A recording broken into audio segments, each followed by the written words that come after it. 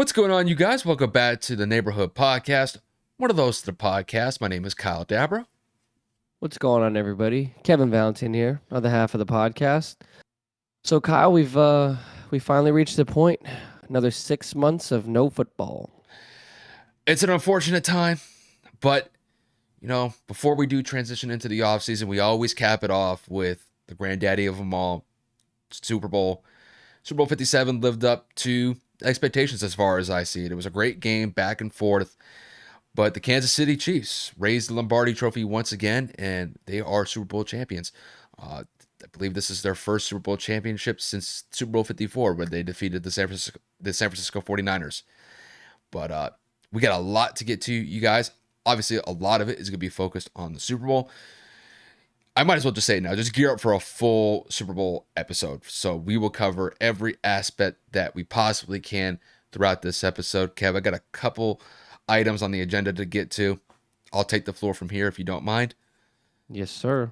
So, obviously, first things first, we will do just a straight game analysis. The Chiefs win by the score of 38-35 in Super Bowl 57. Patrick Mahomes is your Super Bowl 57 MVP, and as far as I'm concerned, it is a well-deserved MVP. So, we'll start off with that.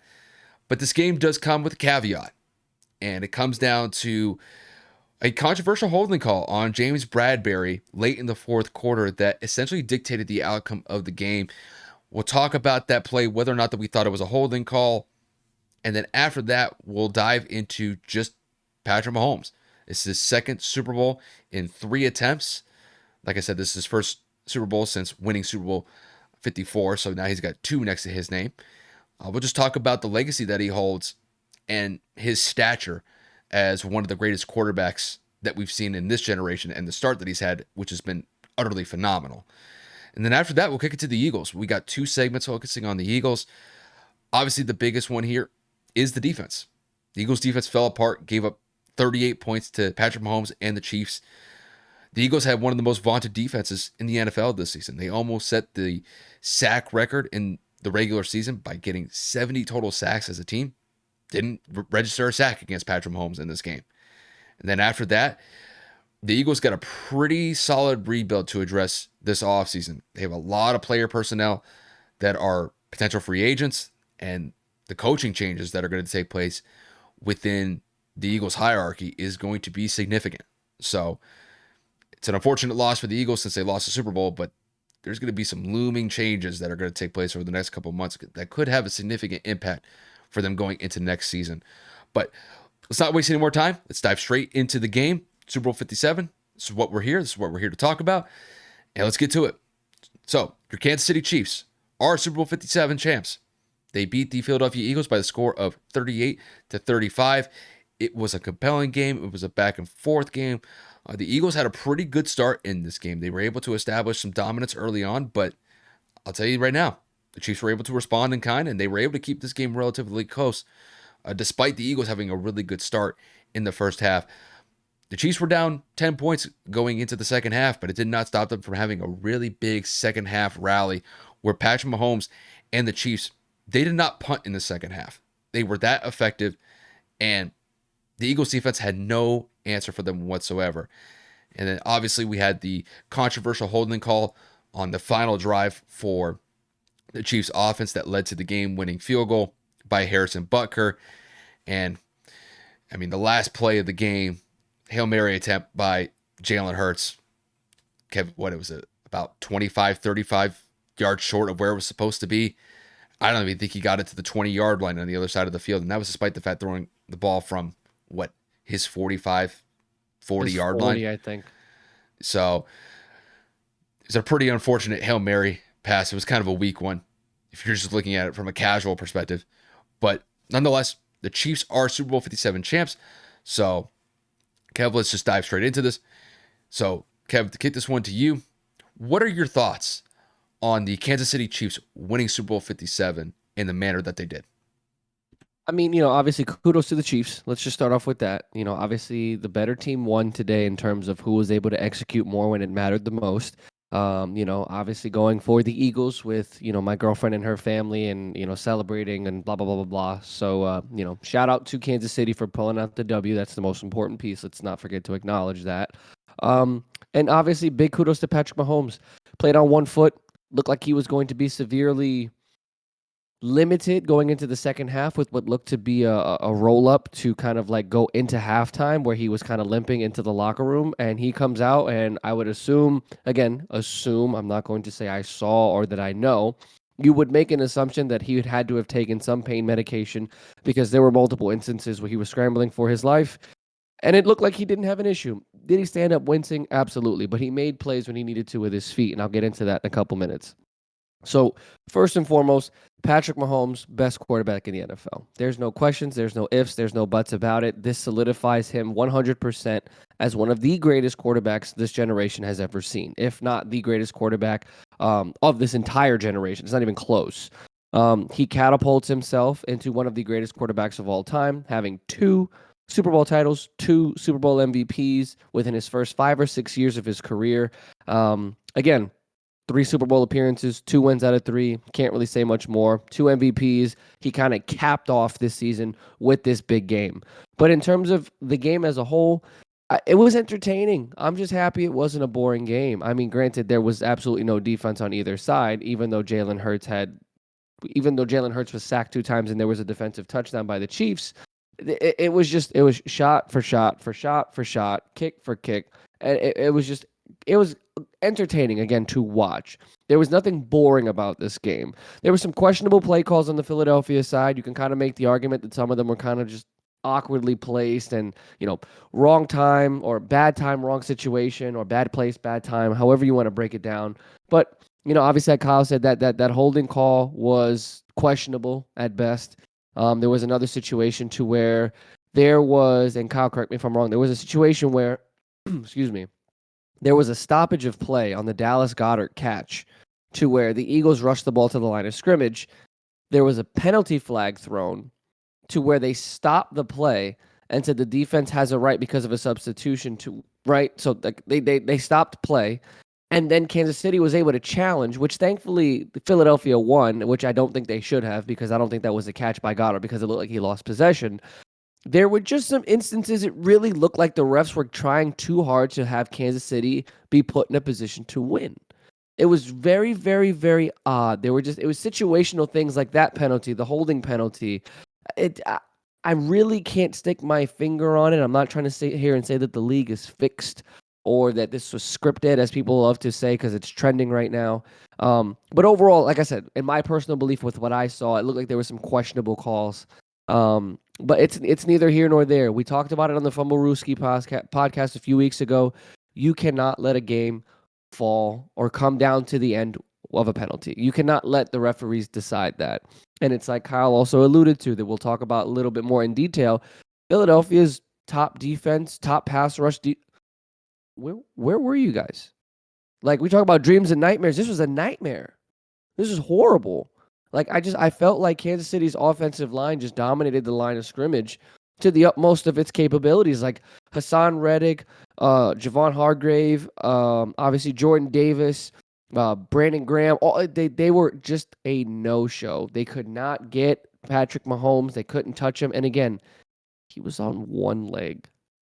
Like, if he was fully healthy, I feel like Philly gets blown out in this game. If I'm being completely honest with you, I feel like this is a whole different narrative if Patrick Mahomes has no injury limiting him because they weren't able to stop him. He was 21 to 27. He didn't have the most yards in the air, but he had 3 touchdowns.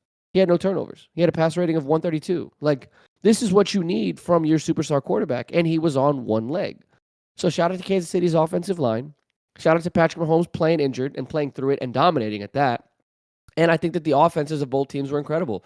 Jalen Hurts did everything he needed to do outside of that Hail Mary that was a failed attempt. And then, of course, that strip sack fumble that led to the defensive score.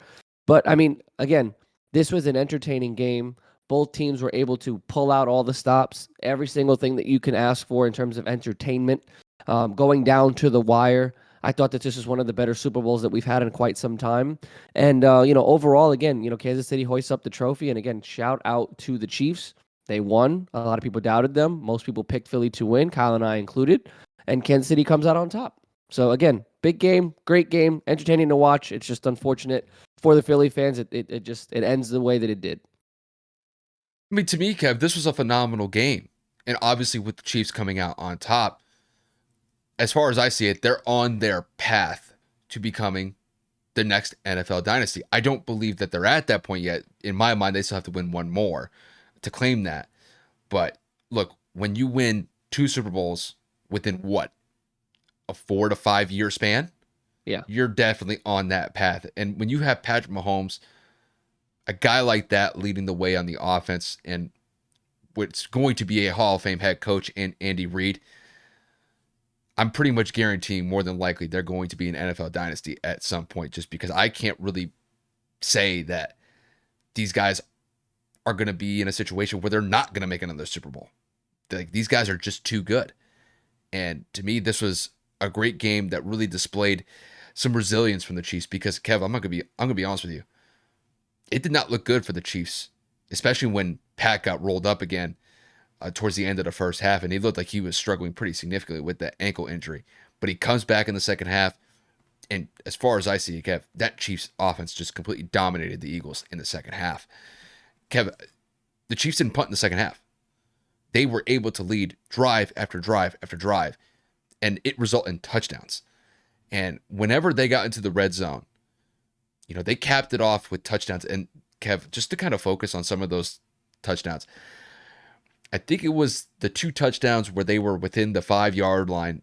I think the first one was when they went up 28-27, and then there was 35-27, where, man, the Chiefs would bring somebody in motion.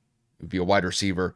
I forget who caught the two touchdowns, but no matter who it was, bring the guys in motion, and man, the Eagles corners just bit down so hard on those guys running, thinking that they were going to run across the middle, but when they whip it back out to the flat, nobody on the Eagles secondary was able to cover the flat, and those were just walk-in touchdowns for the Chiefs. But to me, this game is going to come down to the last couple minutes of the game. The Eagles, they're able to march down the field, tie the game at 35 apiece, and then the Chiefs, big time plays by Patrick Mahomes, set the Chiefs up inside the red zone, and it comes down to a 3rd and 8, 3rd and 7, and James Bradbury gets called on that holding call. We'll have a lot more to say about that later on. It was definitely a controversial call as far as I see it, but when you get that call favoring the Chiefs there, it pretty much sets up the game-winning field goal for Harrison Butker and the Chiefs to win their second Super Bowl in a couple years. To me, the Chiefs were just able to weather the storm early on, because let's face it, the Eagles got off to a really hot start. And, when it comes to the Eagles, they're one of the best second quarter teams in the NFL, and they definitely showed it. Going up, I believe 24-14. I may have the score wrong there, but they were up by 10 going into halftime. And the Chiefs never got flustered. They never got into a situation where penalties were holding them back. They never turned the ball over in this game. And even despite the fact that the Chiefs got absolutely dominated in the time of possession, the Eagles possessed the ball for 35 minutes out of this game. The Chiefs only had it for 24 minutes. And the fact that the Chiefs were in it the entire time is really a testament to the level of coaching that Andy Reid is capable of displaying, and Patrick Mahomes. Patrick Mahomes was phenomenal in this game. Granted, statistically, this was not his most impressive performance.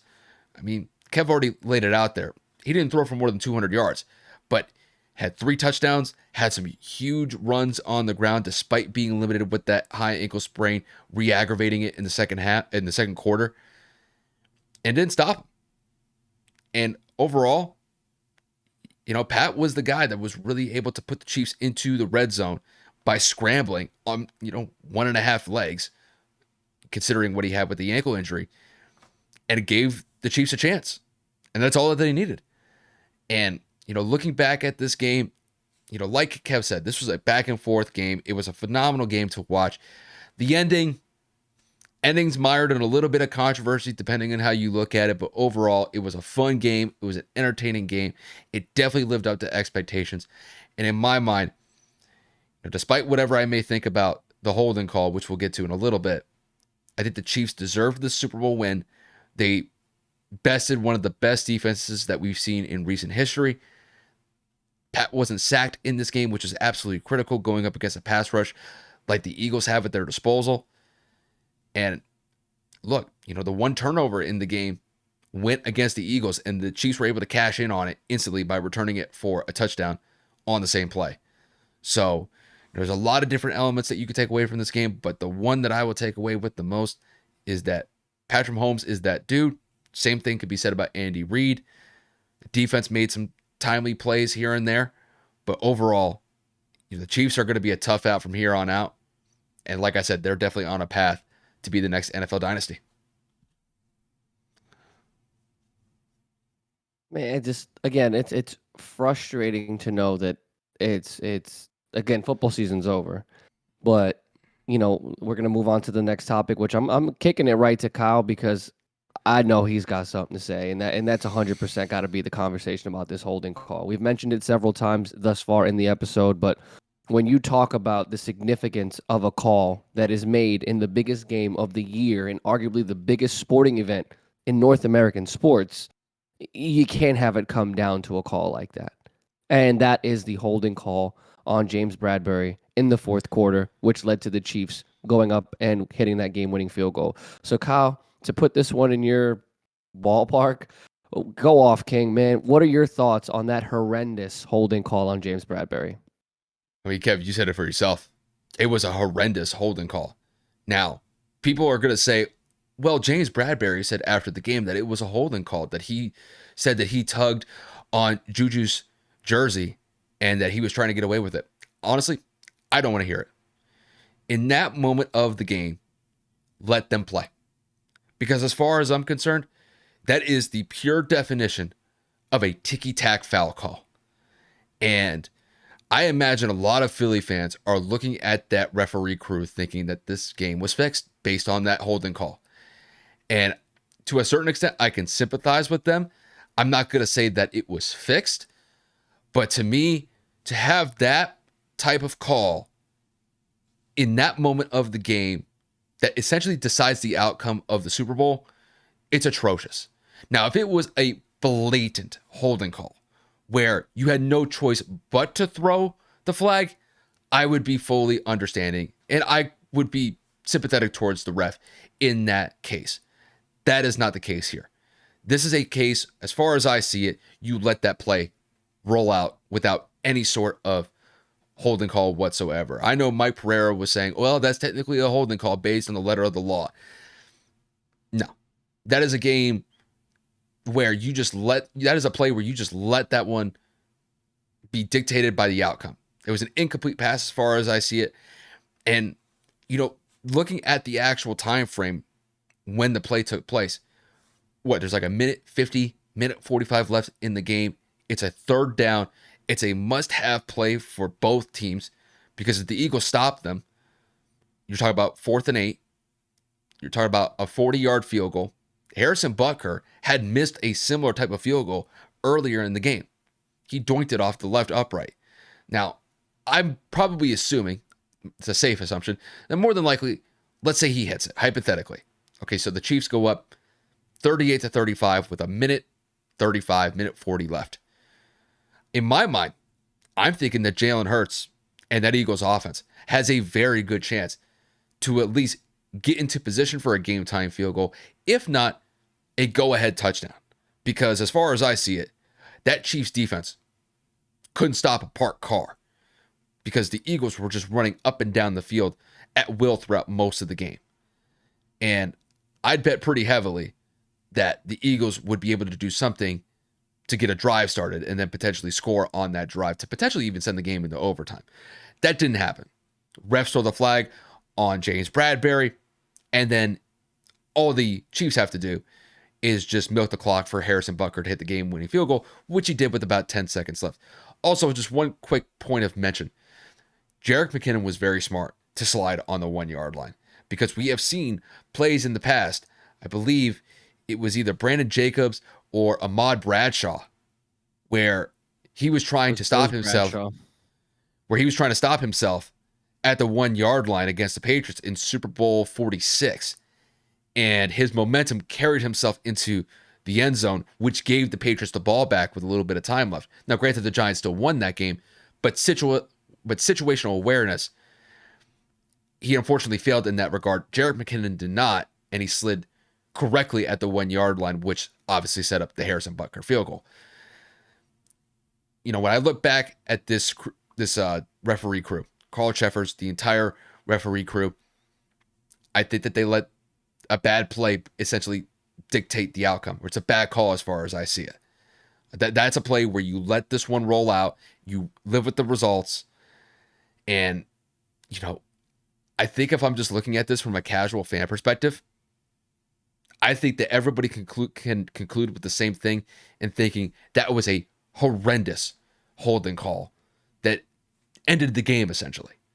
And to me, when I look back at this game, obviously the Chiefs are worthy of being Super Bowl 57 champs. I don't want to miss that point entirely. I don't want that lost in translation.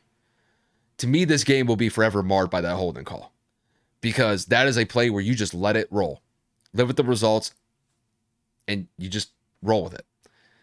But to me, you don't make that call in that moment of the game with that type of ticky-tack call. So, I look at that referee crew. Obviously, they're going to be questioned about it probably to the nth degree, as they should. But it was a bad call in my mind. Now, granted, I did pick the Eagles to win the Super Bowl, but I'm not even really counting that into factor here. I'm just looking at this as I was watching the game. You don't call that. You let it roll. And unfortunately, they didn't do that, and it directly influenced the outcome of the game as far as I see it. And that was despite the fact that both the Eagles defense and the Chiefs defense couldn't stop a runny nose the entire game. But in my mind, I think the Eagles could have done something to either tie the game or potentially win the game had they gotten an opportunity to. And unfortunately for them, they didn't do that. It's one of those things, you could leave it in the hands of the refs and you never know what you're going to get. Sometimes it works your way, sometimes it doesn't. In this case, it didn't work out for the Eagles, but to me, this was a play that there should have been no flag thrown whatsoever. It should have been 4th down, not a 1st down for the Chiefs. And then who knows after that. But I in my mind, I think the Eagles got gypped there.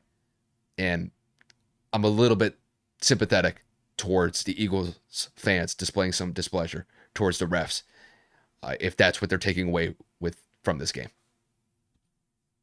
I really don't have much to add to that. I mean, to me, as I said in the beginning, I kind of I don't want to be a hypocrite, right? We talked about it on the podcast that we guest starred on a few weeks ago, where Cincinnati and all that, you can't let a play or a championship or whatever come down to the wire of a referee's penalty. You can't let the refs dictate a game.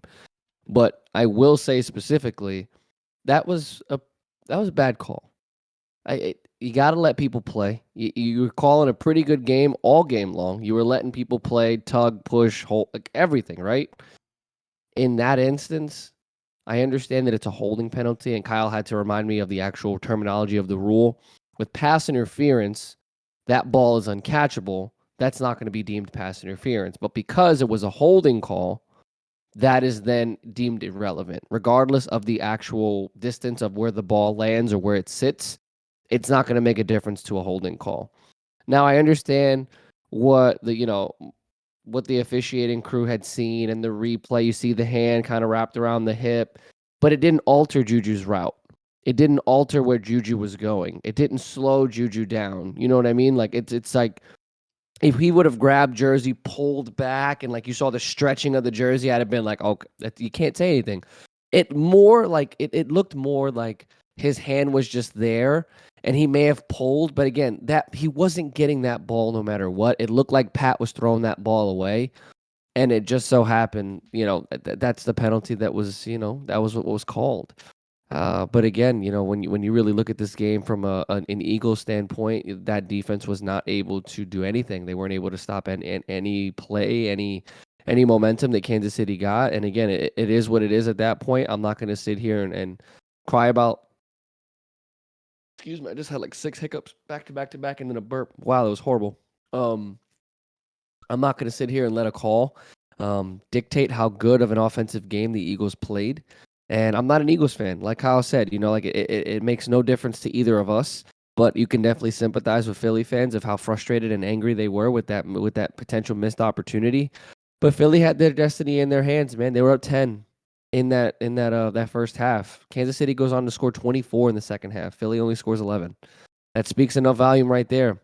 Kansas City made adjustments. Looked like Philly wasn't able to make the right ones, and that's why Kansas City holds up that trophy. So it is what it is on that front. I'm not really going to harp on a what if call should have been or shouldn't have been.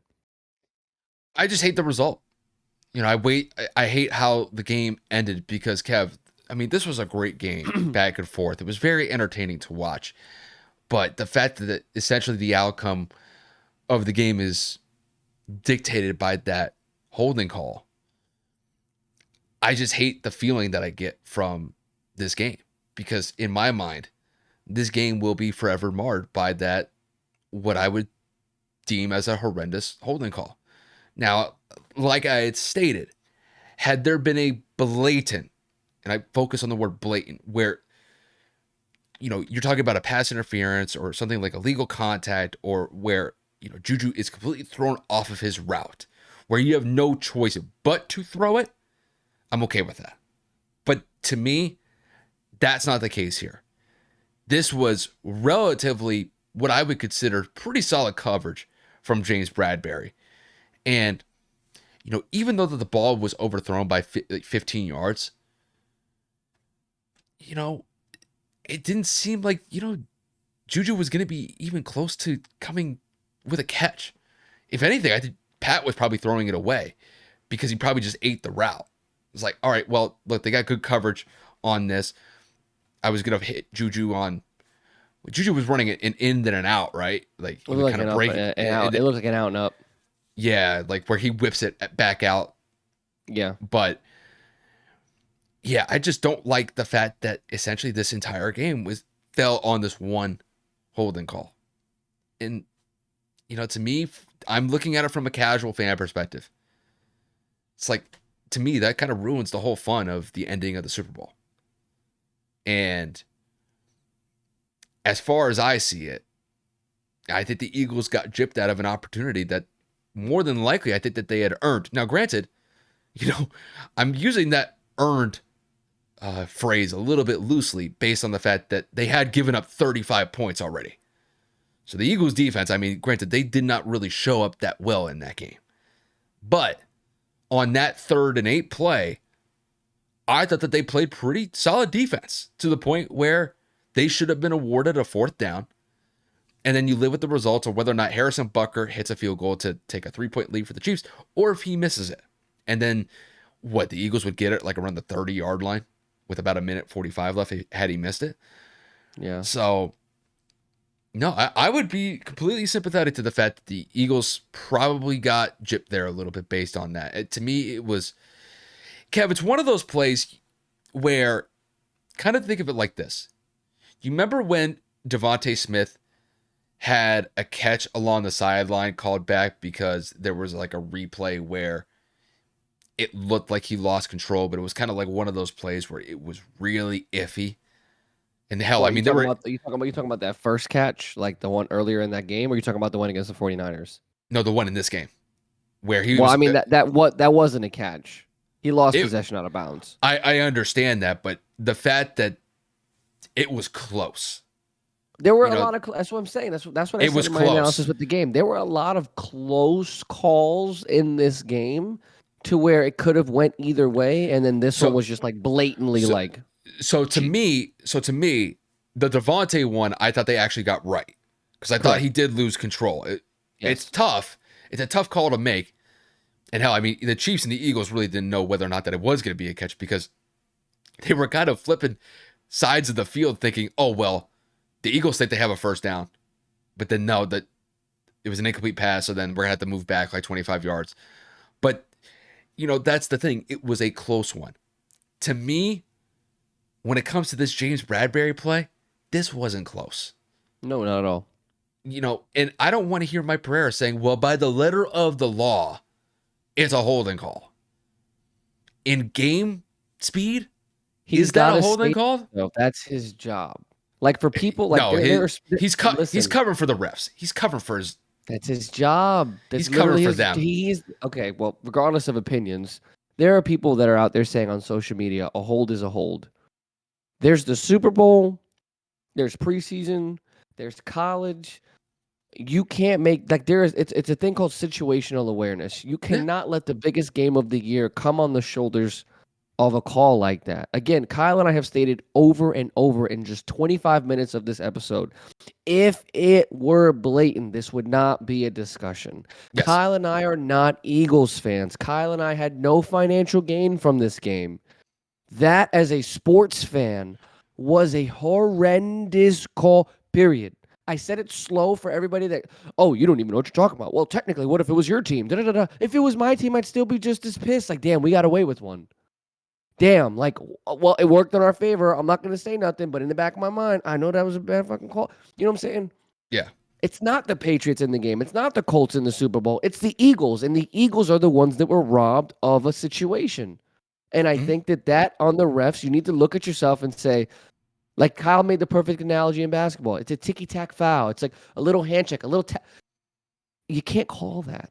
That No, ball was you so gotta let far them play. over. That ball was so far over Juju. The hold made, even if he didn't hold him, he was going to miss. Yeah. So that's why it's like if it fell like a yard or two in front of Juju, I'd be like, you know what? At that point, that Maybe. one's understandable. If he lets him go, if he doesn't hook the little bit, maybe he's able to get his hands on it. You never know. But at the end of the day, it came down to a penalty, and it shouldn't have come down to a penalty. That is on Philadelphia, and that is what they're going to have to remember for this game. To me, had like James really like ripped Juju. That's what I I'm mean, saying. like Pull jersey, like you see a pull jersey. jersey and literally change the direction of his route. Then to me, okay, then I could fully understand a holding call being the correct call there. That did not happen. Nope. Juju was not thrown off of his route. And as far as I'm concerned, James played good enough defense on that route for there not to be a holding call. And honestly, it is really just as simple as that.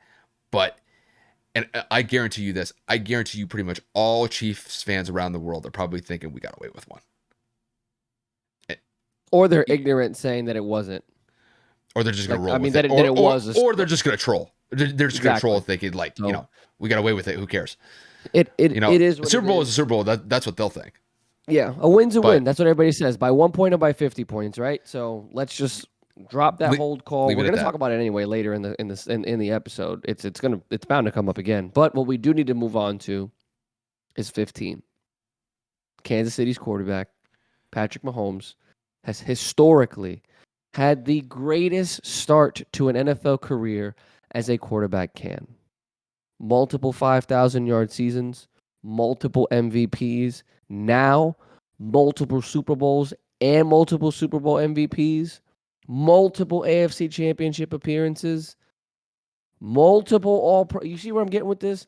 It's not one and done. It's not an MVP here and then 6 years later an MVP here. We're talking all within a 5-year starter career.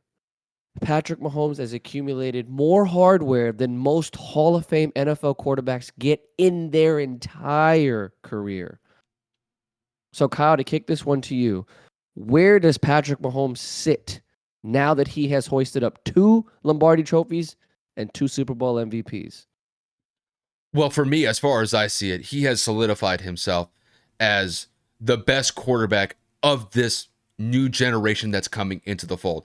I'm not talking about the generation that included Tom Brady, Aaron Rodgers, Drew Brees, and that group. That's a different generation as far as I see it. But for the new kids on the block, there is no doubt in my mind that Patrick Mahomes is the best one out of the group, and it's not even close. Kev, 2 Super Bowl championships on his name, 2 Super Bowl MVPs. Like you said, multiple 5,000-yard seasons, MVPs. Like, what else is there to go off of? 5 AFC championships in a row? This guy is just a phenomenal quarterback. And Kev, even when you compare it to some of the quarterbacks from the previous generation that I just mentioned, think of it like this. Peyton Manning, throughout his entire Hall of Fame, illustrious career, 2 Super Bowls. And he played in the league for what, 15 plus years? Patrick Mahomes has only been in the league since 2017. And he already has 2 Super Bowls on his name within what, 2023. It's phenomenal. And as far as I see it, when it comes to Pat's been able to do it multiple ways.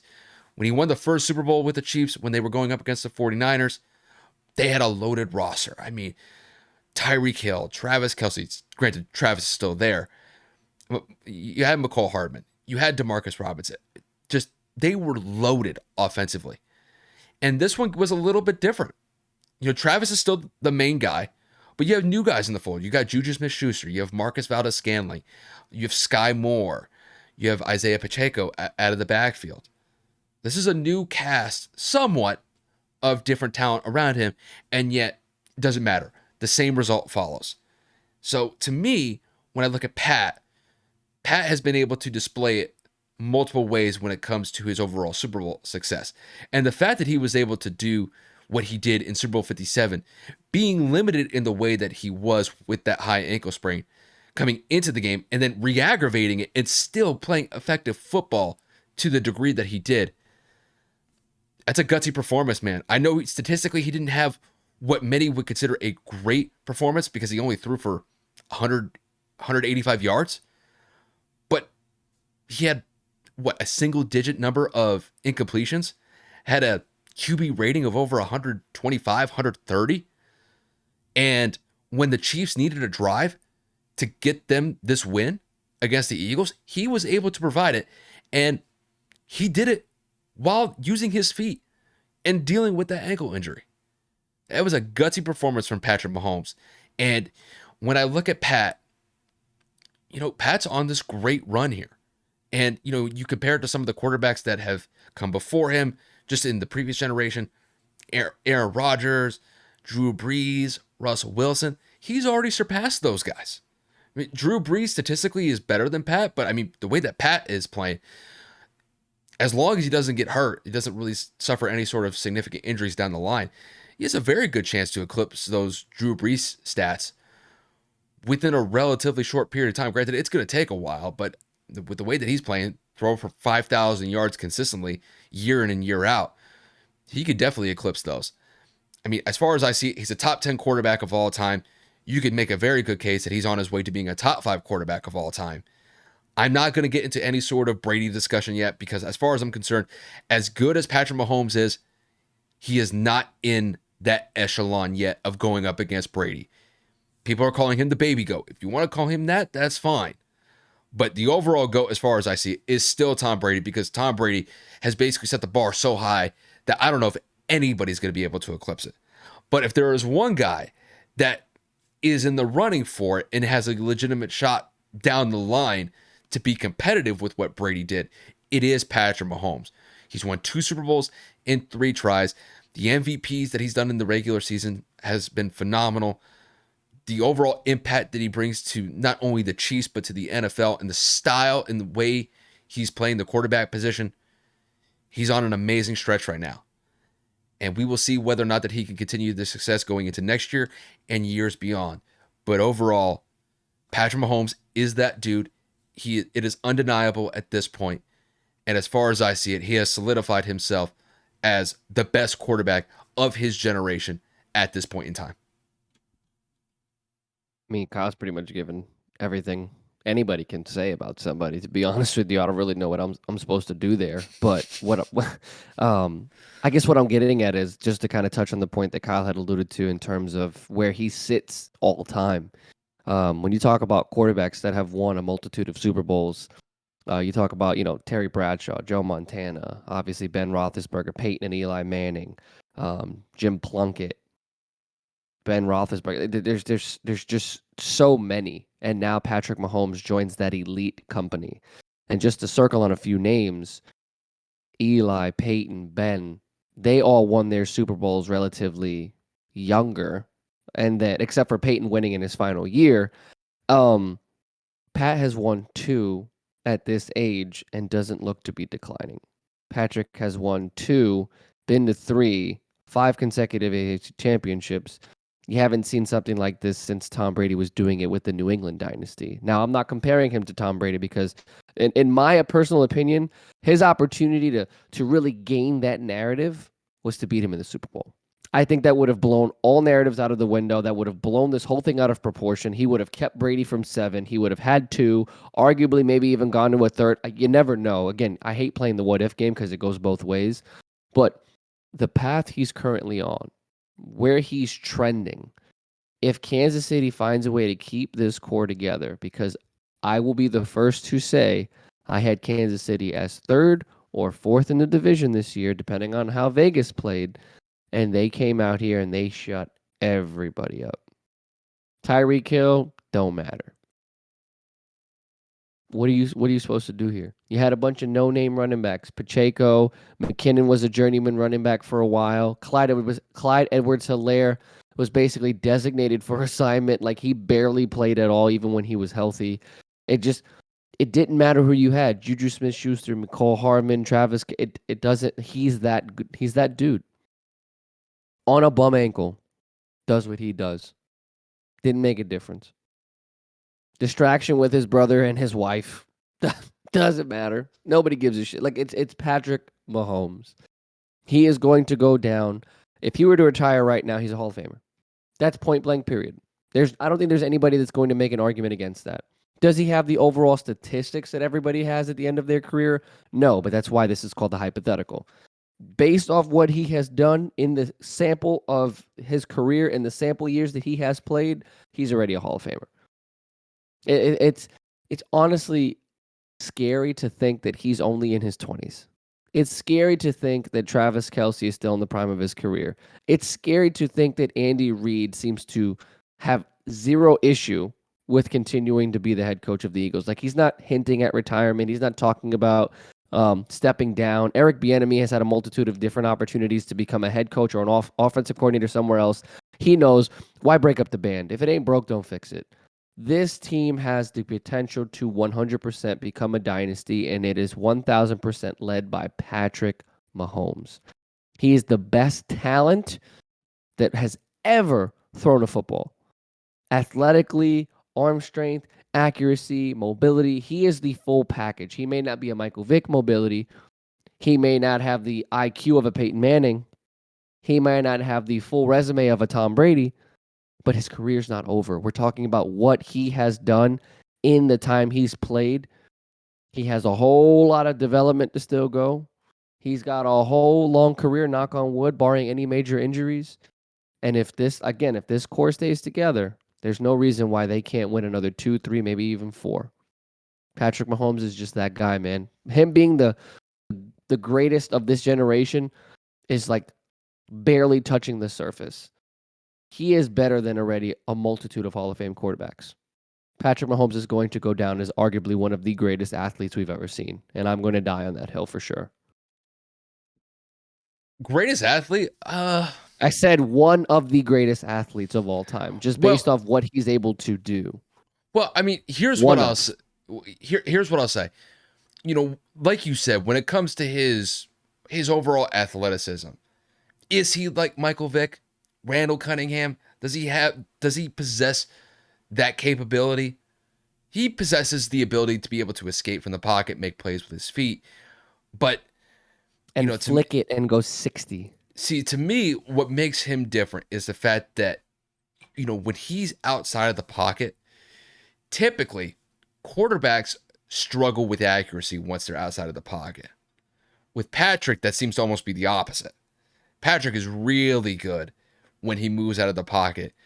And Kev, I mean, sometimes he is barely within bounds and throwing it and throwing darts. There's only a few quarterbacks that can do that consistently. Aaron Rodgers is somebody that comes to mind. Oh, we've known that for years, yeah. When he bounces out of the pocket, man, you never know what you're going to get with him. I mean, the guy could literally thread a needle 30 yards downfield with a pass, and he has literally like a foot of room to work with before running out of bounds. So to me, Aaron Rodgers was somebody that really showed that capability of just being able to extend plays with his feet and just making these incredible throws. Pat has taken it to another level, though. And, when it comes to just his overall stature within I guess, NFL quarterbacks that we've seen come and go. Yeah, he's definitely within that top 10 discussion as far as I see Oh it. yeah. Some people will say top 5. I think that anybody in the younger generation will say top 5 ever. Let's Pump the brakes. let's pump the brakes a little bit. I mean, just I'm not even going to do like just a top 5 quarterback list of all time, but if I had to consider some guys that are better than him, well, first of all, Brady, Joe Montana, Peyton He's not. Manning, He's not better than. He's not better than Peyton. not yet. Not yet. Right, but I'm saying like, But he's bro, on the way. He's on the that's way three. to. I mean, You, you got to John talk about. Elway, Steve Yep. Young. Like, I mean, there are a multitude. Steve Young's I'm, not there. I'm just throwing names out there. Yeah, yeah. I, if you want to consider Steve 10 a top 10 quarterback, maybe that might even be a little bit of a reach. But no, as far as I see it, when it comes to Pat has solidified himself as a top 10 quarterback of all time. I think people that 100%. are trying to say that he's top 5, I think they're reaching. And I think Again, it is like you it's said, prisoner of that's the younger moment. people. It's prisoner of the moment. If But he would have won 3 out of 3, that is a whole different conversation. if he won 3 out of 3, top 5 quarterback all time. I would definitely be putting that discussion out there or putting that notion out there. But the fact that that Super Bowl 55 performance that he had, I didn't think it was. He didn't have what I would consider a bad performance. It was the fact that his offensive line just couldn't protect him.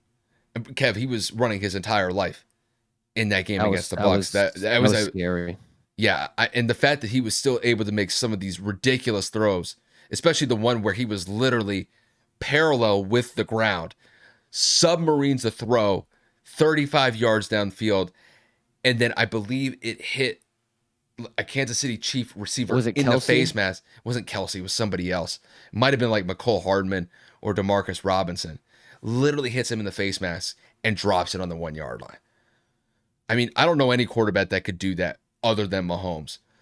But for me, when it comes to Mahomes, he is the leader on that team, just from a player personnel perspective, to why the Chiefs are on that path to becoming the next NFL dynasty. And, to do it in the free agency era, that's going to be tricky.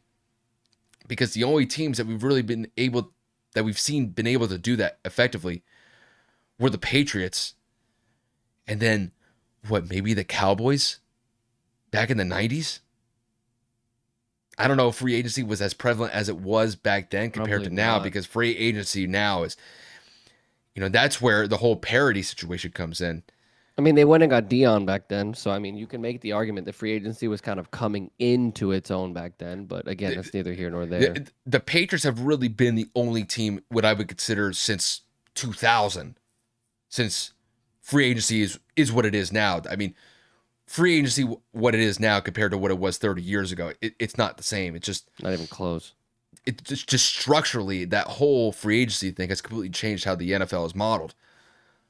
But I will say the Chiefs have a very good chance of becoming the second team since 2000 of becoming an NFL dynasty. Obviously, they would go right next to where the Patriots would be, but they still have to win one more in my estimation. They still have to claim that Agreed. third one, because they have 2 right now. They've been to 3. If they get one more within a relatively decent period of time, no doubt in my mind, we're talking about an NFL dynasty. But overall, just once again, just to kind of round out the Chiefs here, just congratulations on becoming Super Bowl 57 champs. It's well deserved. And we'll see what happens with them next year, because more than likely they have a very good chance to be in contention to go back to another Super Bowl, which would be Super Bowl 58, which I believe takes place in Vegas, if I'm not mistaken, next year. So, if you think games were rigged this year, wait till you get to Vegas. That Super Bowl is going to be crazy. I mean, I hope the refs are paid well in that game, because if they're not, they might be on somebody else's payroll. Shit, you ain't lying. They might have been on payroll for this game, depending on how this game played out. But that's neither here nor there. For the next part, we actually got to focus on the team that unfortunately fell a little bit short in this game, and that is the Philadelphia Eagles. Eagles, a valiant effort. They put up 35 points, which Kev, if I remember correctly, I think this is the highest point total that a team has scored and lost a Super Bowl. I think the last team that did it was the New England Patriots. They scored 33 in a losing effort to the Eagles Against the back Eagles. In Super Bowl 52. And I Wow. believe that was the largest offensive output by a losing team in Super Bowl history at the time. I didn't know that. And I believe with the Eagles losing this game and scoring 35 points, they now overtake that Patriot team back in 2018 that fell a little bit short against the Eagles in Super Bowl 52. So that's going to be a tough pill to swallow for the Eagles, knowing that you put 35 points on the board and you still lose. And that's going to be a tough one, which is where we're going to actually transition our next segment. And that is going to be the Eagles defense. The Eagles defense gave up 38 points in Super Bowl 57 to the Chiefs. Patrick Mahomes was a one-man wrecking crew from the passing perspective. And also, the Eagles could not stop the run game. If I remember correctly, the Chiefs ran for almost 150 or over 150 yards in this game. And 158. also, the Eagles did not register a sack against Patrick Mahomes, who we've already mentioned at this point, was limited with an ankle injury coming into the game, and even more so when he re-aggravated his ankle injury in the second quarter. So this is going to be a tough one for Philly to look back on, especially the defense, knowing that they gave up 38 points in the manner that they did. So, Kev, to kick this one to you, how would you assess the Eagles' defense performance in Super Bowl 57, giving up 38 points in that game? This was just an absolute embarrassment. Every single commentator, including Kyle and myself, gave the utmost praise, hype, confidence that this defensive front was going to wreak havoc on Patrick Mahomes. He tweaked his ankle on the last drive right before halftime. Yes, they were able to at least pressure him. They were able to make it a little bit difficult. But for the most part, this Eagles defense was completely non existent. I will give credit once again to Kansas City's offensive line. This has nothing to do with belittling or giving no credit to the opposing side. Again, the battle of the trenches was won by the offensive line on both sides. So again, I will preview that with the Eagles defense as a whole outside of the pass rush played poorly. The secondary, what's going on here? Anytime there was a man in motion for Kansas City, suddenly the Philly doesn't know how to cover. You're telling me that you don't know how to play man coverage when you're one of the best man coverage teams in the league? And then when you drop into a zone, no one has any idea where any receivers are. They have no instinct as to where the open holes are. Darius Slay getting embarrassed by Kadarius Toney. Then you have the same exact play flipped on the other side, and then you have Sky Moore open right on the same flat that there was on the previous touchdown. Well, I really like. I don't understand how John Gannon just got beat by this offensive. Again, Eric Bieniemy is one of the better offensive coordinators in the game, but he ran the same play twice on opposite sides. Any motion that came through, the Eagles had no concept of what was going on. They looked like high school football players. They had no idea how to stop it. The Chiefs looked unbeatable when it came to a man in motion play. The Chiefs' offensive line was creating gaping holes for the run game. They averaged 6 yards per carry. Patrick Mahomes himself had 44 yards. He had 7 yards per carry with one fucking ankle. One. I don't understand how Philadelphia, and I'm sorry, my voice is sore because I was screaming that entire game, but how in God's name is Patrick Mahomes second in the longest rushing attempt of the entire game? He was only beat by Jalen with 28. Pat Mahomes' rush was 26 yards. Pacheco had a 24-yard run. You're telling me a quarterback on 1 foot is able to get damn near 30 yards? Where's the containment? Where's the pressure? Where's the turnovers? Where's the coverage? Where's the intensity? I am at a loss, truthfully and honestly, as somebody who 100% expected this defense to at least create a turnover, to at least get a couple of sacks, to at least get consistent pressure on the quarterback. And they didn't do any of them.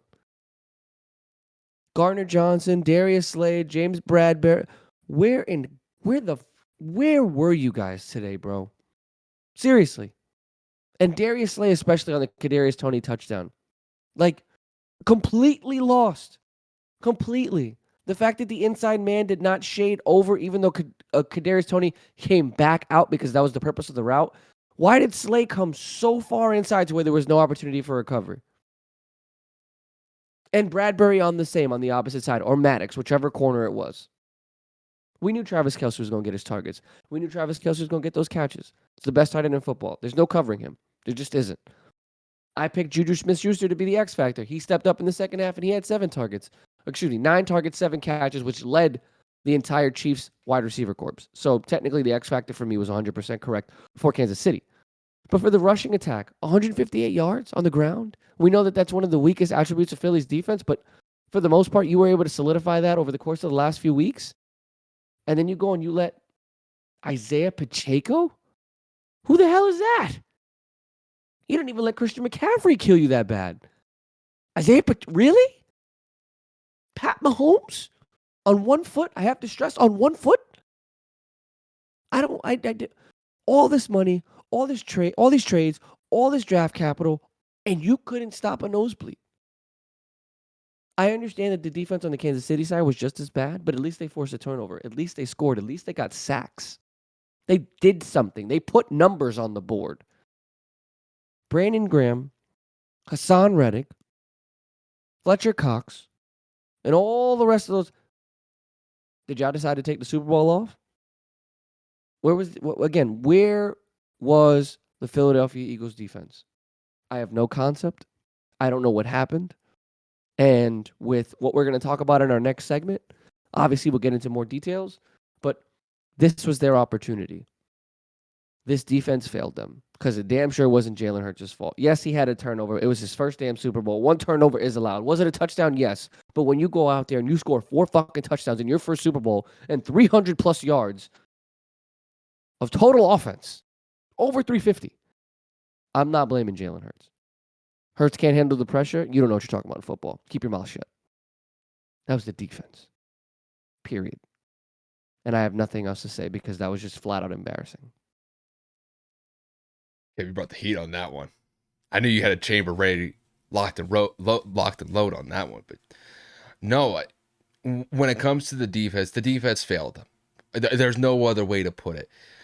You know, even though the Patrick Mahomes was limited, the Eagles got to show some sort of force on that side of the ball to be able to at least put Pat into a situation where he's either got to take a sack or he's got to throw the ball away more consistently. And Kev, how many sacks did the Eagles have as a unit against the Chiefs in Super Bowl 57? Oh, 0 sacks. And you said how many during the regular season? 70. One of the best pass rushes in NFL history. Top 5 of all time, if you just base it off of the stat alone. And Kev, I'm going to be honest with you. They didn't even do that great of a job to pressure him. Because even if they did, Pat being on one bad ankle was still able to bounce out and make plays. They had a complete lapse in just their execution pretty much throughout the entire course of the game.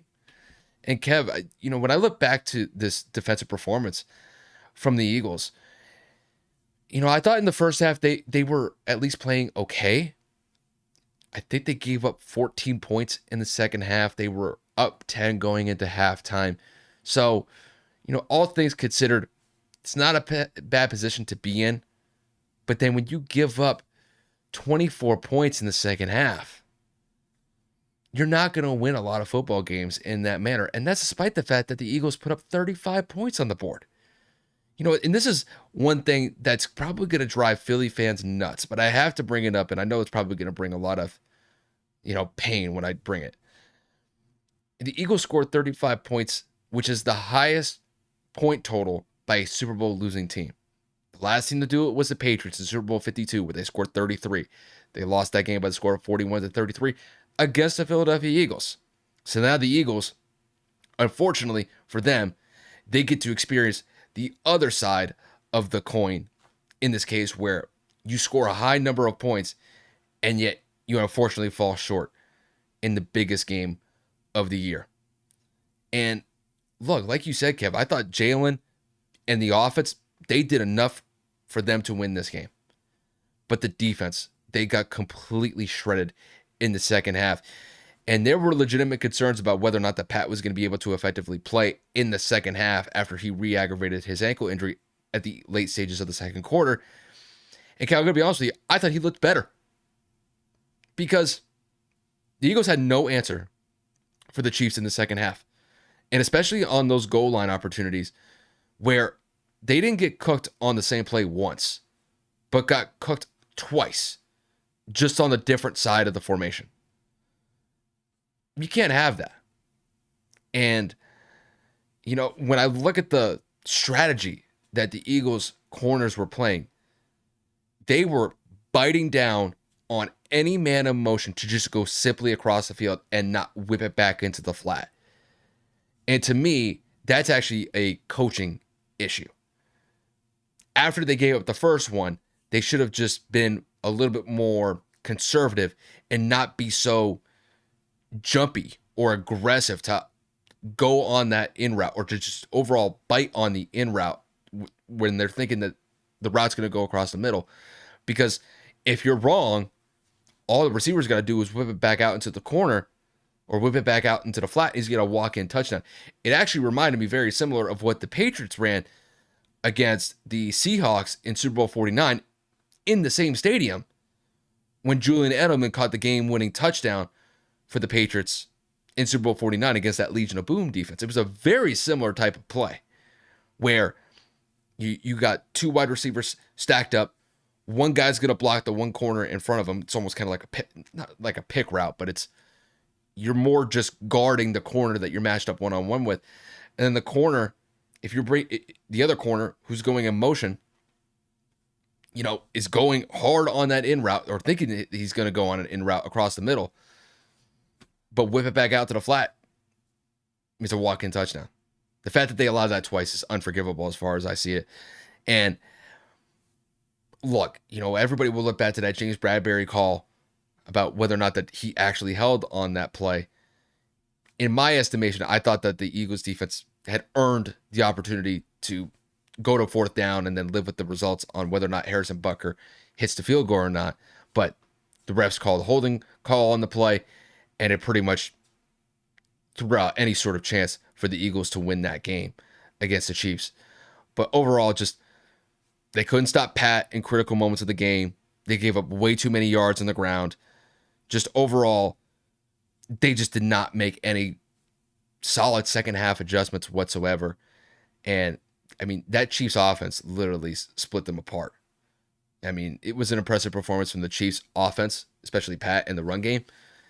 And, when it comes to the Eagles defense as a whole, they're going to look themselves in the mirror looking at this game. Like, we had opportunities to make some plays. Couldn't do it. Couldn't even sack Pat on one bad foot. And whenever they did, he was able to bounce out effectively and make plays with his feet, which is crazy knowing that Pat was limited probably 75% of his usual self. So overall, the Eagles defense is largely culpable for them losing this game. But that happens. You go up against Pat. Pat's been known to make defenses look bad.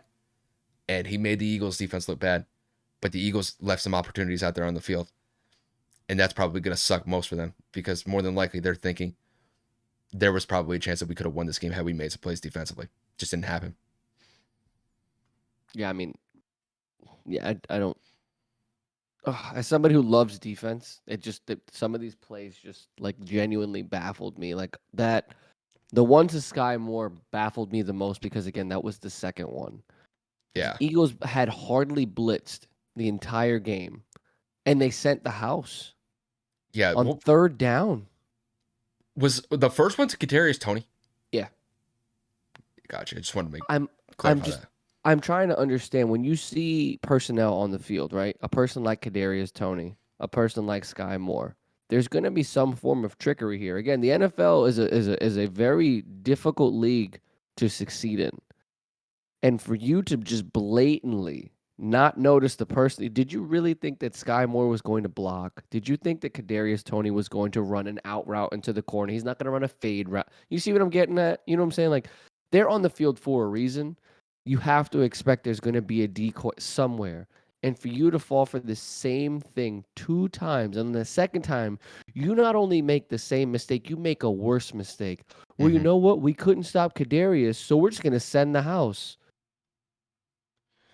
Well, Like, here's Jonathan Gannon needs to understand, you don't send it up the gap. If anything, you blitz the outside and make Pat have to step up. You don't blitz him up the center of the fucking line. It doesn't well, work that way. well, here's the thing. Especially when a guy goes in motion, you have two corners on that side of the field because they're locked up 1v1 against the Right. receivers on that side of the field. When you bring a guy in motion, and if the play is snapped, if the football is snapped, the guy on the inside part of the defense, the inner corner, which would be the slot corner, hey man, that guy who's running in the motion, pick him up, and then the outside corner will take responsibility on the other wide receiver who hasn't moved.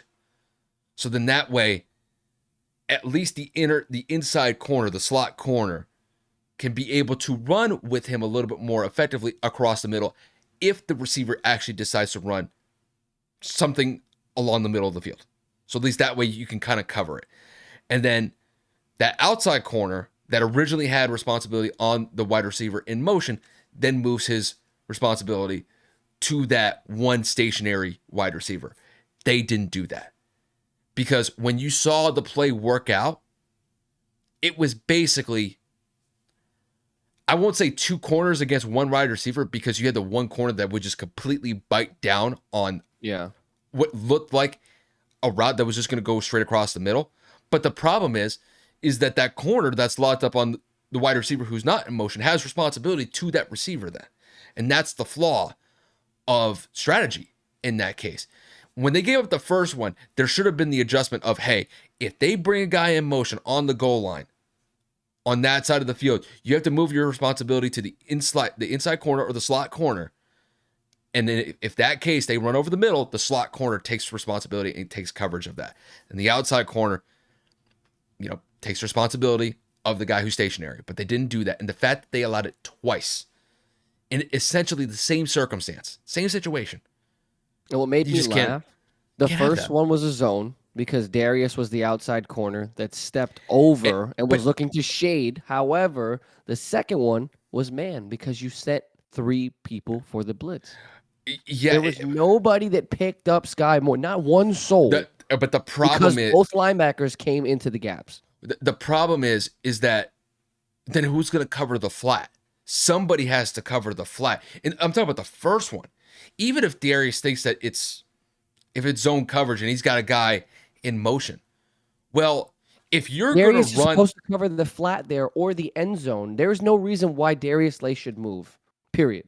yeah, With the if shift, that has to be the linebacker or the slot corner, like you said, to shift to at least make the appearance that it's man coverage. The it, moment you know there's nobody following the man in motion, you know it's a zone. But Darius came from the outside and came in, and and nobody was guarding he Tony. came in about 10 yards. He If came in anything, hard. man, he bit down on, like, he was at that point. You have to communicate with the linebackers.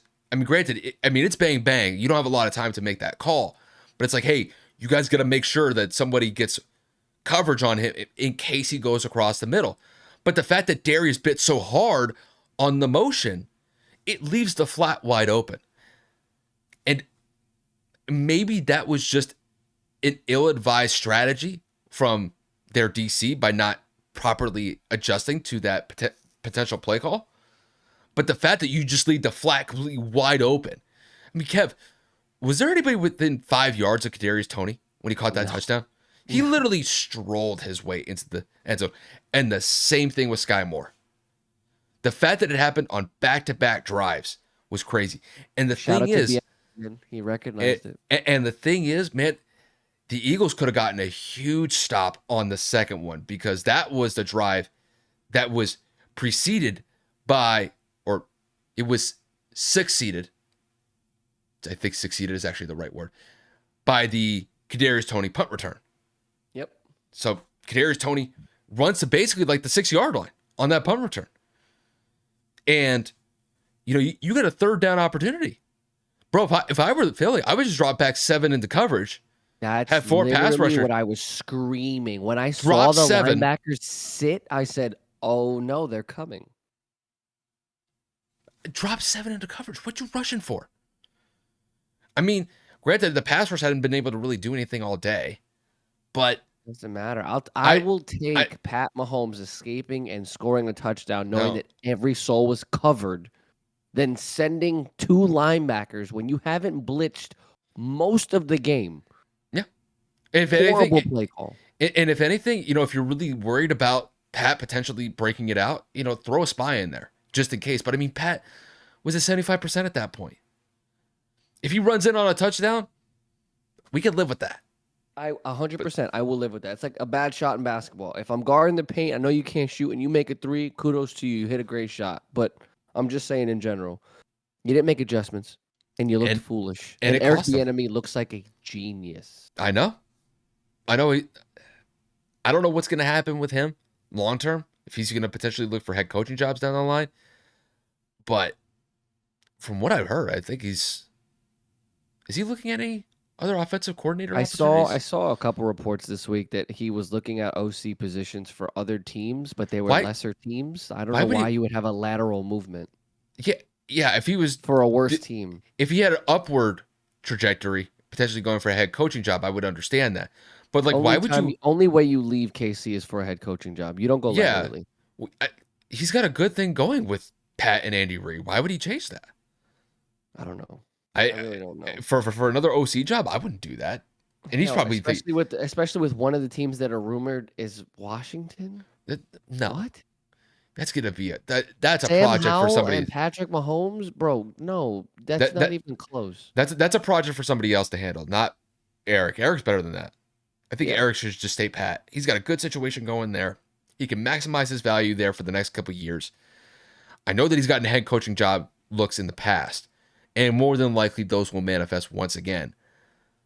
It's almost kind of similar to what Josh McDaniels was faced with when he went back the second time, being the OC for the Patriots. I know that he has that infamous, I'm going to take the Colts job and then I'm going to duck out, before he actually signs. Did he actually sign pen to paper? Or was it No. just a verbal? Was it just a verbal agreement? Verbal. So, Eric didn't even have the verbal agreement set in place, but I think, I'm going to say probably within the next 2 years, he's going to get significant head coaching opportunities down the line. So we'll see. And I think that he's earned them too, but Oh yeah. yeah, especially with the way that he's managed that offense. Obviously, Andy and him have pretty good, they have a pretty good coaching relationship as far as I see it. They've been effective in winning 2 Super Bowls already. But I think at some point, more than likely, he's going to get a head coaching job somewhere. Somebody's going to offer him a lot of money. And more than likely, it would probably just to get him out of KC so that the Chiefs don't reign freaking supremacy over the NFL for the next couple of years, because the Chiefs might take a hit if Bieniemy were to leave. Even if they kept Andy there as their head coach, there might be a little bit of a drop off. Just things may not be as consistent with somebody new compared to Eric in that case. But that's another discussion for another day. The last topic that we need to get to is the Eagles and what their offseason is going to be faced with. Obviously, when you lose a Super Bowl, it's very tough. There's going to be a lot of player turnover this offseason. And from the looks of it, there's going to be some pretty big changes in the coaching personnel as well. More than likely, their offensive coordinator and their defensive coordinator are probably going to be on the way out. I know their OC is potentially looking at the Indianapolis Colts head coaching job, which I know is just making Kevin over the moon about. I mean, it might be better than Jeff Saturday, but who knows at this point. But no, with that said, the Eagles are faced with a pretty difficult situation. They're already $3 million against the cap going into this offseason. They've got a pretty significant list of free agents to go by here. Kev, if you want me to, I can cover the free agents that are upcoming this offseason if you want me to. Hit me with the list, just so people understand. It's not like 1 or 2 people. I know Yeah. that for those of you that listened, this is like the 49ers list, but like to me, it might be worse. Yeah, so some notable free agents this offseason that the Eagles may try to potentially sign or potentially have to let go are as followed. Fletcher Cox, one of the core pieces of that Eagles defense, free agent this offseason. You got Robert Quinn, Brandon Graham. You got Javon Hargrave, Jason Kelsey, James Bradbury, Kazir White, Ndamukong Suh, Linval Joseph, Boston Scott, Zach Pascal, Miles Sanders, Chauncey Gardner Johnson, and Marcus Epps. Those are the notable free agent names just going into this offseason. It is going to be a pretty rough offseason for the Eagles if they're not able to retain some core pieces of this team for the foreseeable future. So, Kev, to kick this one to you, what sort of rebuild do you think the Eagles are going to go through this offseason with the amount of impending free agents that they have on their roster over the next couple months? This, like I said, this was their win right now. This was their we have to win the Super Bowl because the odds of bringing 75% of those names back is highly unlikely. And I will start that with the conversations that have been looming in Philadelphia between their front office and starting quarterback Jalen Hurts have all been trending upward up to this point. Of the number floats around, reports are some are saying 45, some are saying $50 million a year. After a performance like this in the Super Bowl, I think that number solidified, in my personal opinion, of upwards of 50 a year. I don't think that that's necessary. But again, from what I'm understanding, what I've seen, and then after this game, I think Jalen Hurts is going to get probably the biggest contract for an NFL quarterback. I know it's probably not going to touch Patrick Mahomes in terms of $500 million with everything that's included, but in terms of average yearly salary, I think Philly's going to bear no expense to making sure that he's the quarterback for the rest of his life. He's going to be the starting quarterback for the Philadelphia Eagles for the rest of his life. With that said, we just talked about this with Lamar. Is that going to take away from the potential of bringing other people back? Absolutely. Fletcher Cox, I don't know if he's coming back. Brandon Graham in his higher age, I don't know if he's coming back. There are already rumors that James Bradbury that he wanted to go back to New York. After that holding penalty, he might just want to worry his way back to New York. There's just so many people on that list. Jason Kelsey may retire. How can you bring them all back? Kaiser White, arguably their best linebacker next to TJ Edwards. Zach Pascal, one of their best special teams players, former Colt, by the way. I mean, Chauncey Gardner Johnson led the league in interceptions this year, and he missed like 6 games. That's somebody you traded for. You got to bring him back, right? I don't know. He's going to get top safety money somewhere. I don't think this is going to be possible. I think this is going to be probably one of the hardest off seasons for Howie Roseman and company because you did so much to bring them all together. You're already $3 million over. You were willing to pay the tax or the luxury or whatever the hell the situation is in the NFL, because I know that in the NBA are totally different. And then obviously in the MLB, you have to avoid arbitration. So it's like Philly's got a big offseason in front of them. They have a lot of decisions to make. Now, whether or not that's you guys bringing people in the draft to replace those older players. I know that Jordan Davis was drafted specifically to be the replacement eventually to Fletcher Cox, but does that mean you let him go? I know that Derek Barnett was given an extension last year, but does that mean you let Hargrave go? I know you gave Josh Sweat an extension last year. Does that mean you let BG go? You gave Slay his big contract. You let Bradbury go? It's complicated because you have to understand those people are going to fall off of the books, right? They're all free agents. That means you're going to have a lot of money to mess around with once the year ends, once free agency opens. But Jalen is going to take priority. He's going to take precedence. And unless he hits you with a very mature Tom Brady-esque, I will take less to bring them all back, I don't see that happening. Jalen wasn't a first-round pick. Jalen was a second or third-round pick. He's going to go get that bag. If he has an opportunity to make Patrick Mahomes money, Aaron Rodgers money, Russell Wilson money at that age, are you crazy?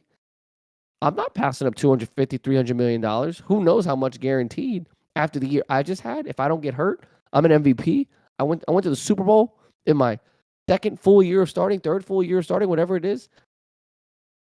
I had 4 touchdowns in the Super Bowl. You think I'm going to pass up a bag? I don't know. I really don't know. And with the departure of multiple potential coordinators, obviously the Colts are probably taking the OC. John Gannon is rumored to be interviewing in the second or third interview for the Arizona Cardinals. So I mean, in all likelihood, he may take that job because apparently nobody wants that job because Kyler Murray is too much of a headache. But I don't know what Philly's going to do, man. This is going to be tough. Howie looked like an absolute just wizard when it came to making the moves that he did to acquire specific pieces throughout the season. It looked like he was playing chess while other people were playing checkers. Now you got to put your money where your mouth is, bro, because you got to pay a lot of people. Don't think you're going to be able to do it. Yeah, and it was like you said, Kev, this was really their year to go for that Super Bowl and live with the results of what you're going to potentially deal with in free agency. Kev, I mean, I already went over the list, but when you're talking about guys who could potentially be on the way out, like Fletcher Cox, Robert Quinn, Brandon Graham, that's just on the defensive side of the ball. Then you got Miles Sanders, you've got Boston Scott. Also on the defensive side, you got Chauncey Gardner Johnson. I mean, these are key pieces that made the Eagles so good this year. And looking at their cap situation, Kev, with them being down 3 million in the hole already, with Jalen's upcoming contract extension, which is going to be significant. There's no doubt about that. Guy made a Super Bowl, his second year starting. He has earned a pretty sizable paycheck as far as I've seen it. But you know what's going to come with that territory, Kev? There's going to be a lot of roster turnover going into this offseason. And to be quite honest with you, they're going to take a hit. Now, how big of a hit, we shall see, but a hit is coming nonetheless. And, that's the thing. Let's say, for example, that the Eagles won this Super Bowl. What comes with the territory of a Super Bowl win is typically there's a lot of player turnover. And, guys are looking to maximize their value, and more than likely, it will be outside of the team that they were a part of that led to that Super Bowl win in that case. But that didn't happen. So now you're looking at a situation where these guys are coming off of a really tough loss in the Super Bowl, and, they're looking for probably greener pastures outside of Philly, knowing what's going to be on the wall pretty soon. Because let's say, for example, Jalen gets paid $40 to $45 million a year in his upcoming contract extension. They don't have a lot of cap room to work with anyway right now. So they're going to have to really focus on restructuring contracts to free up more cap space, or just letting go of some guys outright. And they're going to be, unfortunately, cap casualties based on Jalen's upcoming contract extension. Now, will they be able to free up enough cap space to the point where they can bring in some of these free agents this offseason back into the fold? There's no guarantee with that. You look at some of these guys, you look at like Brandon Graham. Brandon Graham's one of the best defensive players that the Eagles have had the last couple years. Fletcher Cox, the same thing applies. Chauncey Gardner Johnson, James Bradbury. These guys are huge pieces defensively for their secondary. And when it comes to their status of what they could get in a contract negotiation with other teams, some of these guys are probably looking to get somewhere around $15 million a year. And looking at the situation that the Eagles are in with their financials right now, there's no way that the Eagles are going to be able to swing that. And I think going into next year, the Eagles are still going to be competitive in the NFC East. I don't want to make it seem like the Eagles are just going to fall off completely and they're going to be a sub 500 team and they're going to utterly suck. But to say that they're going to be as good as they were this year or potentially better, it's just not reality. They are definitely going to take a hit. I still think that they will be a competitive team because I still believe that they have some core guys to build around for the next couple years. Obviously, Jalen's going to be that key franchise piece at the quarterback position. They've got A.J. Brown locked up for the next couple years. They've got Devontae Smith. But offensively, that's pretty much it. And defensively, they're going to look pretty thin. So, the Eagles are going to be faced with a pretty challenging offseason over the next couple months. And there's going to be some roster turnover here. And, maybe this is a situation where they may look to the draft to try to rebuild some portions of this team, especially on the defensive side of the ball, because that's where a lot of my focus is being paid to, just with the number of free agents that could potentially leave from that defense. It's a pretty high chance that some of those guys are going to be hitting the open market and leaving Philly. So I think Philly's going to try to make some moves in the draft to try to, I guess, cover the gaps or cover the voids that those guys are going to leave if they leave Philly this offseason. Yeah, things are not looking pretty in Philly right now. And, I think this is going to be something that we're going to have to pay attention to pretty significantly, as we get closer to the draft and as free agency really starts ramping up within the next couple of months. So the Eagles got a lot of work. They have a lot of work to do over the next couple of months, and it's not going to be particularly fun as far as I see it.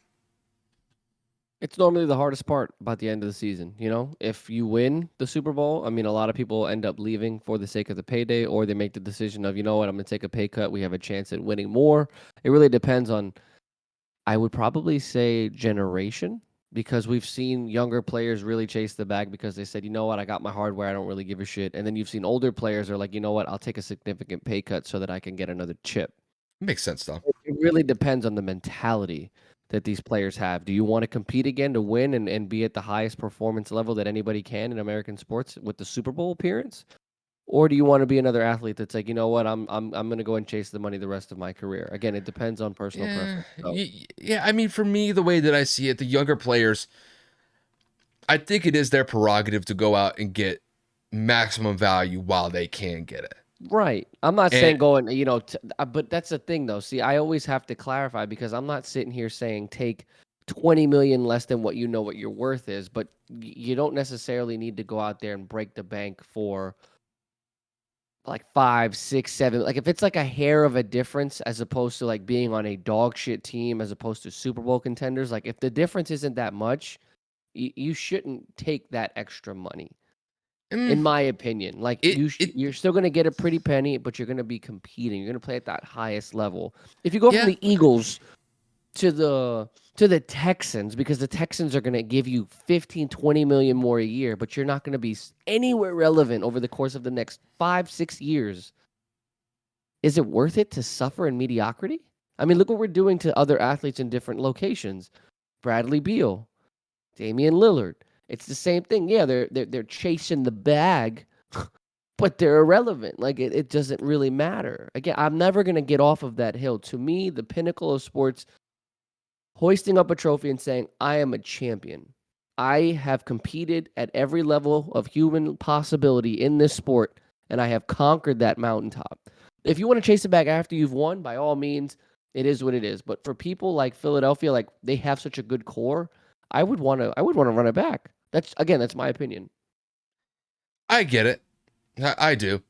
And I think, I you think I'm know, old fashioned. I think, well, no, and I get it. It's just, I think when it comes to Philly's situation, though, it's not a positive one.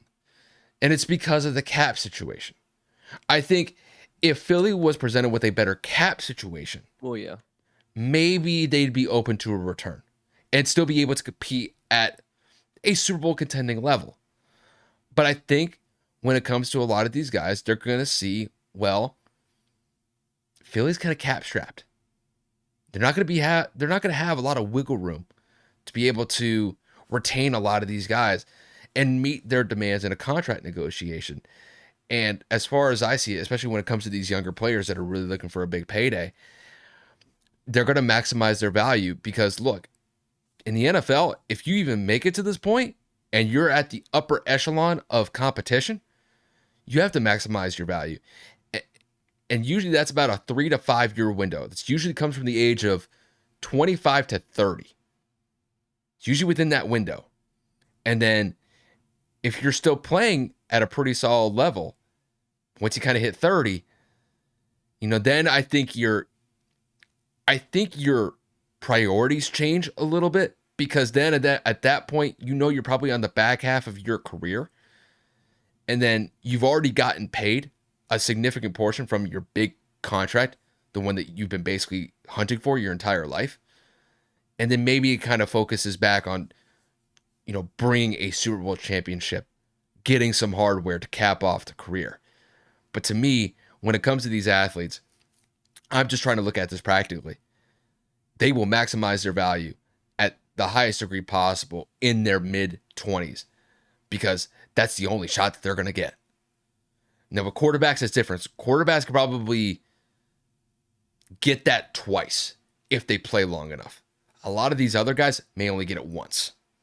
Like when it comes to wide receivers, corners, linebackers, more than likely they're only going to be able to get that bag one time. And usually that one bag may set them up for the next 15 to 20 years. So that part I do understand. It's just, I think they round back to the point that you're talking about at the end. Yeah. Where they've made that money and now it's like back to getting hardware, getting rings. And I think that part takes precedent or takes priority over, oh, I'm going to maximize my value even though that I may be diminishing in overall play compared to where I was, 5-6 years ago.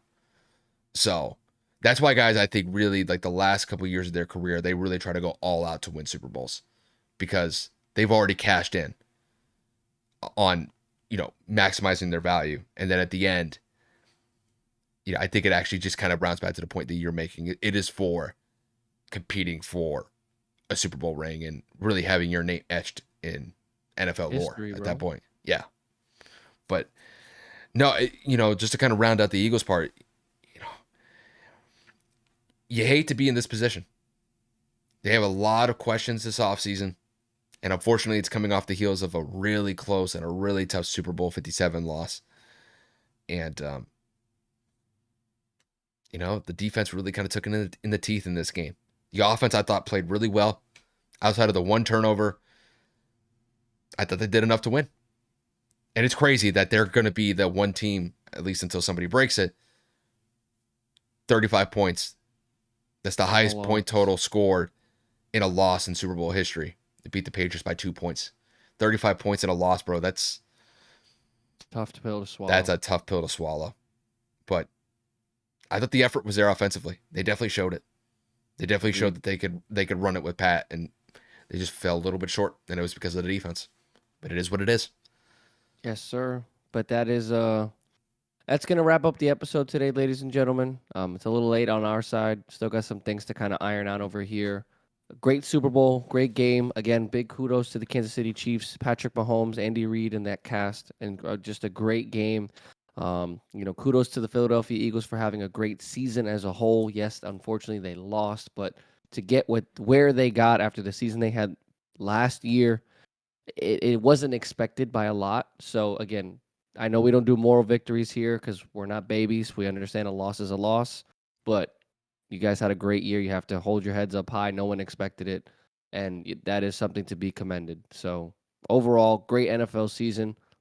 Unfortunately, it comes to a close, but Kyle and I will be ready for the offseason by next month. So yeah, we're going to be we're ready. We're going to be going balls at a wall for free agency because that's going to start ramping up pretty soon. And then the drafts in April. So we're still going to have some NFL content rolling out. There may be a little bit of a break post the Super Bowl, but don't be surprised within the next month or so, we start gearing up for some free agency talk. And if Kev and I ever get the chance to talk about football, especially when it's off season, we will always take that. We will take that opportunity and just run with it. So, once again, congrats to the Kansas City Chiefs for capping off the year with a great Super Bowl victory. Being Super Bowl 57 champs is a great accomplishment, and we shall see where they go from here. But outside of that, like Kev said, that'll wrap it up from here. Once again, thank you guys for tuning in and supporting the podcast as you have, whether it was listening to us on the audio platforms or watching us on YouTube. We definitely appreciate the support. And now that the NFL comes to an end for the foreseeable future, Kevin and I will be redirecting our focus on the NBA. We're ramping up towards the All-Star break, which is, I believe, this week. Yep. So we'll have some content in regards to that. We may talk a little bit about some hockey, just because we have to cover the gaps. And then we have baseball coming up pretty soon with pitchers and catchers just around the corner. So definitely stay tuned out for what we have in store for you guys. But outside of that, Kev, I'll let you close us on out here, brother. All right, ladies and gentlemen, we'll be seeing you guys later throughout the week. We appreciate the support. Have an incredible Monday, and we'll see you guys again soon. Take it easy, you guys.